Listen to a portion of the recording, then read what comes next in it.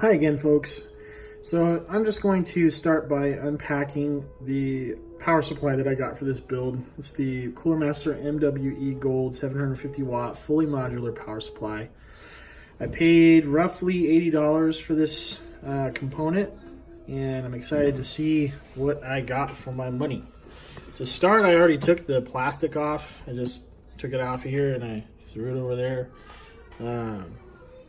So yeah, it was a little awkward doing it with one hand. I decided to try again because it was an epic fail.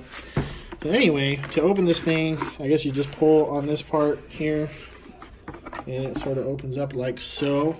It's got a nice foam insert there. And right on top comes with some kind of directions, I guess. Might be useful to some of you. I'm sort of a plug it in and give it my best shot kind of guy. But yeah, so there's some information there. On the right hand side of the cardboard box, you'll find all the cables. And so we'll go through what cables it includes. Obviously, it just has its regular power cable here. 3-prong, standard. And then we'll go through that bunch in a second, but at the bottom of the thing, we have the sort of regular motherboard connection, the 24-pin connection there, and you can kind of see that the part of it separates into two pieces. Some of you might be curious if it did that or not. It's nice mesh covered cable, so it's not, ketchup and mustard. It's black. Many of us out there insist on having that feature, so this does indeed have black cables. Okay, I'm gonna untwisty tie this as best as I can.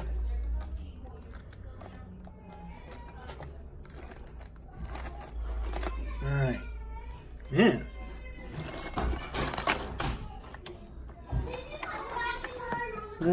My wife has 18 kids here, it seems like. That's all that noise is in the background.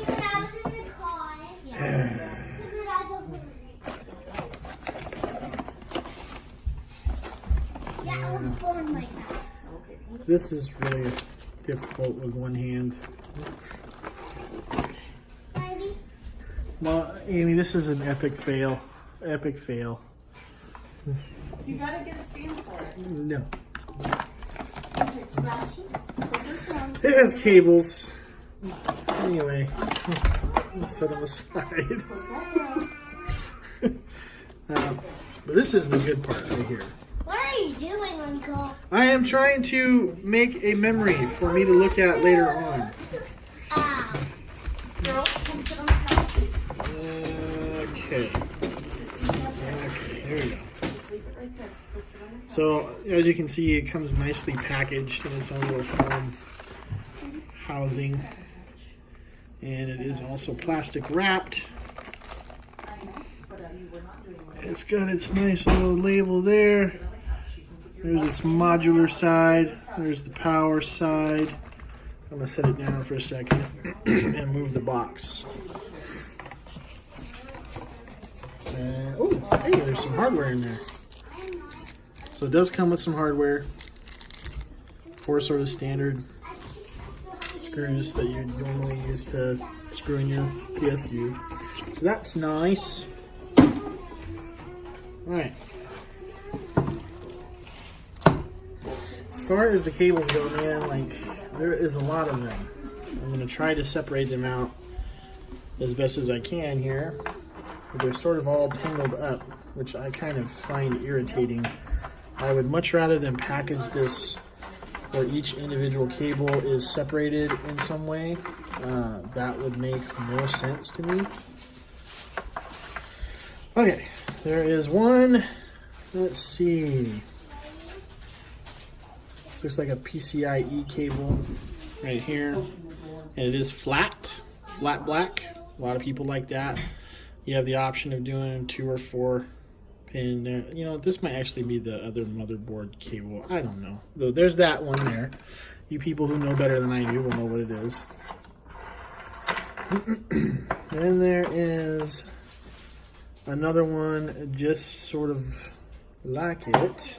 I think this is actually the PCIe cable because it has the option of doing 4 or 6, and it connects to the PSU with sorry, not 4 or 6, 6 or 8, and it connects with 8 to the PSU, and it has 2 connecting ends like so.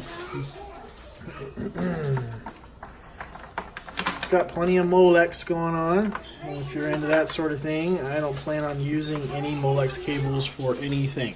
So this is pretty much just trash for me because I find Molex to be absolutely useless nowadays. Set it aside over there. This here is the SATA cable, one of them. Connects with a 6-pin as well. Well, it's, you know, not really 6-pin, but it's a 6-pin connector. It's got several SATA connections on it. It's nice and long, looks like. Another beautiful Molex. Not going to use it. Another SATA, so that's 2 SATA cables with multiple connections. And another 8-pin connector. This, I don't know, this might actually be the motherboard connection. I don't know which one is which, obviously. Yeah, so these would probably be the PCIe cables. There's 2 of them, which is good because mine needs both, I think. Standard motherboard cable, power cable, PCIe, SATAs. So it's, I don't know, it's well equipped. It doesn't have too many things. And it's not short on anything as far as I'm concerned for my purposes. And the bag here is taped. I'm going to cut it. Always cut towards your hand. That way you can cut yourself and go to the hospital.